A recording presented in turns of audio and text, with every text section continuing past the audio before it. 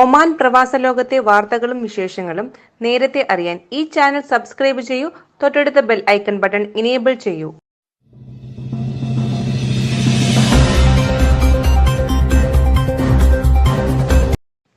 Oman പ്രവാസി media Oman വാർത്തകളിലേക്ക് എല്ലാവർക്കും സ്വാഗതം.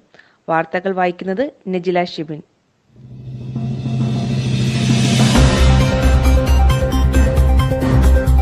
ഒമാനിലെ മുൻനിര ധനവിനിമയ സ്ഥാപനമായ ഗ്ലോബൽ മണി എക്സ്ചേഞ്ച് 50-ാം ദേശീയ ദിനത്തിൽ പുതിയ ഹെഡ് ഓഫീസ് തുറന്ന് പ്രവർത്തനം ആരംഭിച്ചു. Global money exchange chairman Sulaiman Abdullah Malik Abdullah Al Khalili head office മന്ദിരത്തിന്റെ ഉദ്ഘാടനം നിർവഹിച്ചു.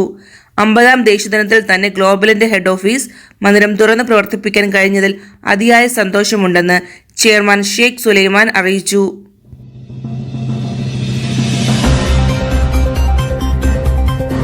സ്പോൺസർഷിപ്പ് മാറുന്നതിന് NOC ഒഴിവാക്കുന്ന വിപ്ലവകരമായ മാറ്റം പ്രാബല്യത്തിൽ വരുന്ന ജനുവരി 1 കണ്ണിൽ എണ്ണയൊഴിച്ച് കാത്തിരിക്കുകയാണ് സുൽത്താനേറ്റിലെ പ്രവാസി സമൂഹം. മുൻ കമ്പനിയിലെ കരാർ കാലാവധി പൂർത്തിയാക്കിയാൽ ഇങ്ങനെ NOC ഇല്ലാതെ സ്പോൺസർഷിപ്പ് മാറ്റാം. ഒമാൻ തൊഴിലാളി വിപണിയിലൂടെ മത്സരക്ഷമത വർദ്ധിപ്പിക്കാനും സ്ഥിതിഗതികൾ ശരിയാക്കാനും ഇതിലൂടെ സാധിക്കും. നിലവിൽ തൊഴിൽ മാറുന്നതിന് നിലവിലെ തൊഴിൽ ഉടമയിൽ നിന്നുള്ള NOC പ്രവാസിക്ക് നിർബന്ധമാണ്. കോവിഡ് ബാധിച്ച് ഒമാനിൽ ഒരു മലയാളി കൂടി മരണപ്പെട്ടു. തൃശൂർ കൊടുങ്ങല്ലൂർ ഏറിയാട് സ്വദേശി ഷുക്കൂർ ആണ് മരണപ്പെട്ടത്. കോവിഡ് ബാധിച്ച് 6 ദിവസത്തോളം മസ്കറ്റിലെ സ്വകാര്യ ആശുപത്രിയിൽ തീവ്രപരിചരണ വിഭാഗത്തിൽ ചികിത്സയിൽ ആയിരുന്നു. വാദി കബീറിൽ പെട്രോൾ സ്റ്റേഷനിൽ കാർ വാഷിംഗ് വിഭാഗത്തിലെ ജീവനക്കാരനായിരുന്നു. 24 വർഷത്തോളമായി ഒമാനിൽ പ്രവാസിയാണ് ഷുക്കൂർ.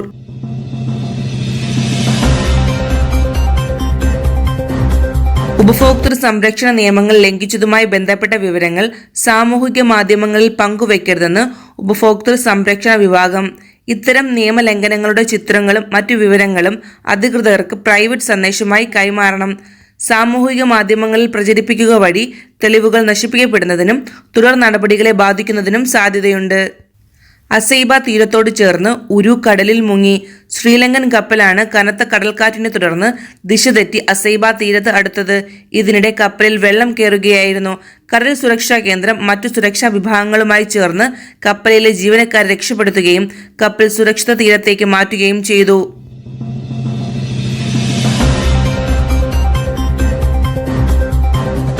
ദോഫാർ ഗവർണറേറ്റിൽ സലാല വിലായത്തിലെ റൈസൂദ് വ്യവസായ മേഖലയിൽ വൻ തീപിടുത്തം.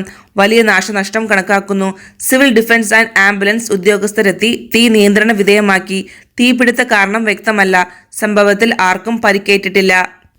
അറബിക്കടലിൽ രൂപപ്പെട്ട ന്യൂനമർദ്ദം തീവ്ര ന്യൂനമർദ്ദമാകുന്നു. തിങ്കളാഴ്ച മുതൽ ദോഫാർ അൽവുസ്ത മേഖലകളിൽ മഴ ലഭിച്ചേക്കുമെന്നും കാലാവസ്ഥാ നിരീക്ഷണ കേന്ദ്രം അറിയിച്ചു. വരും ദിവസങ്ങളിൽ അന്തരീക്ഷം മേഘാവൃതമായിരിക്കും.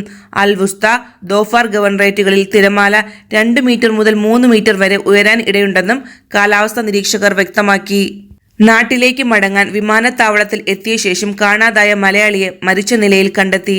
കണ്ണൂർ കാട്ടാമ്പള്ളി സ്വദേശി സന്ദീപിനെയാണ് ഹെയിലിൽ മരിച്ച നിലയിൽ കണ്ടെത്തിയത്. മൃതദേഹം മോർച്ചറിയിലേക്ക് മാറ്റി. നവംബർ 5 വിമാനത്താവളത്തിൽ നിന്ന് സന്ദീപിനെ കാണാതാകുന്നത്. സന്ദീപിനെ കണ്ടെത്തുന്നതിന് സഹായം അഭ്യർത്ഥിച്ച് K Sudhakaran MP Indian ambassador Munu മഹാവറിന് കത്തയച്ചിരുന്നു. നവംബർ 22 ഞായറാഴ്ച മുതൽ 28 ശനിയാഴ്ച വരെ മസ്കറ്റ് ഷന്നാഹ് റൂട്ടിൽ ബസ് സർവീസ് സമയക്രമത്തിൽ മാറ്റമുണ്ടാകുമെന്ന് മുവാസലാത്ത് അറിയിച്ചു. പുതിയ സമയക്രമവും നിരക്കുകളും സാമൂഹിക മാധ്യമങ്ങളിലെ അക്കൗണ്ടുകൾ വഴി പ്രസിദ്ധീകരിക്കും. കൂടുതൽ വിവരങ്ങൾക്ക് 24121500 അല്ലെങ്കിൽ 24121555 എന്നീ നമ്പറുകളിൽ ബന്ധപ്പെടാവുന്നതാണ്. മസ്കറ്റ് ഷന്നാഹ് സർവീസ് നവംബർ 29 ബുധനാഴ്ച മുതൽ സാധാരണ നിലയിലാകുമെന്നും ദേശീയ ഗതാഗത കമ്പനി അറിയിച്ചു.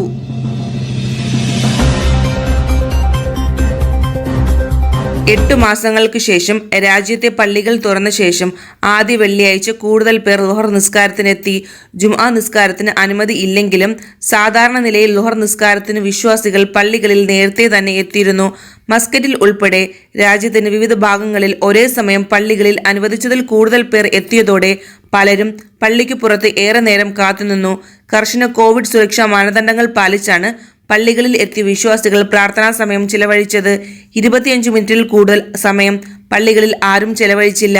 Indian school board of directors സംഘടിപ്പിക്കുന്ന അവനീർ കരിയർ ഗൈഡൻസ് പരിപാടിക്ക് തുടക്കം.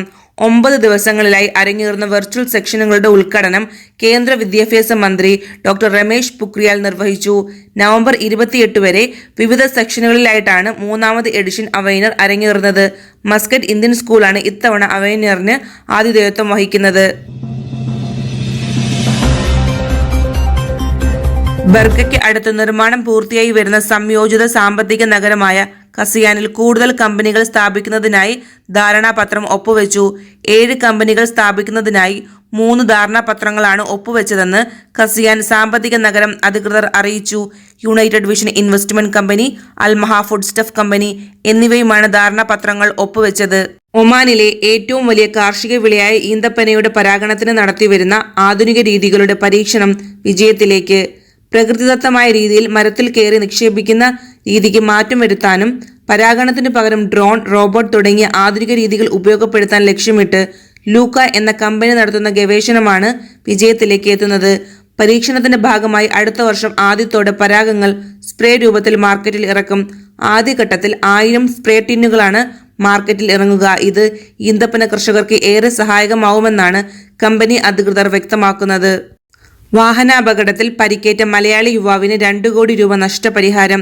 2.5 വർഷം നീണ്ട നിയമ പോരാട്ടത്തിനൊടുവിലാണ് പാലക്കാട് സ്വദേശി സമദിന് ആശ്വാസമായി അപ്പീൽ കോടതി നഷ്ടപരിഹാരം വിധിച്ചത്.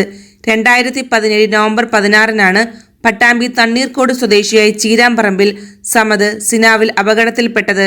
തയ്യൽക്കടയിൽ ജോലി ചെയ്തിരുന്ന സമദ് ജോലി സ്ഥലത്ത് നിന്ന് പോകുമ്പോൾ പിന്നിൽ നിന്ന് വാഹനം ഇടിച്ചു തെറിപ്പിക്കുകയായിരുന്നു.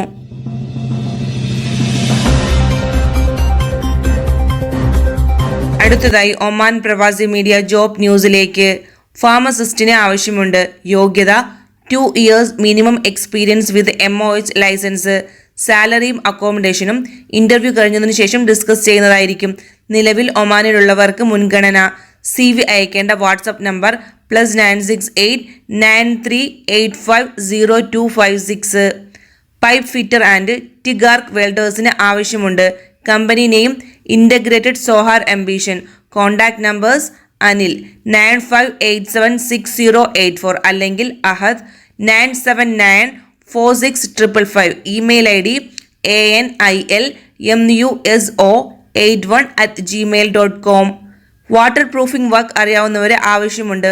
ഒമാനിൽ ഉള്ളവർ മാത്രം ബന്ധപ്പെടുക. കോൺടാക്ട് നമ്പേഴ്സ് 95459373 അല്ലെങ്കിൽ 99131751. സെയിൽസ്മാന് ആവശ്യമുണ്ട്. മിനിമം 2 years എക്സ്പീരിയൻസ് ഉണ്ടായിരിക്കണം. താല്പര്യമുള്ളവർ CV അയക്കേണ്ട ഇമെയിൽ ID shah@cleopatraweb.com.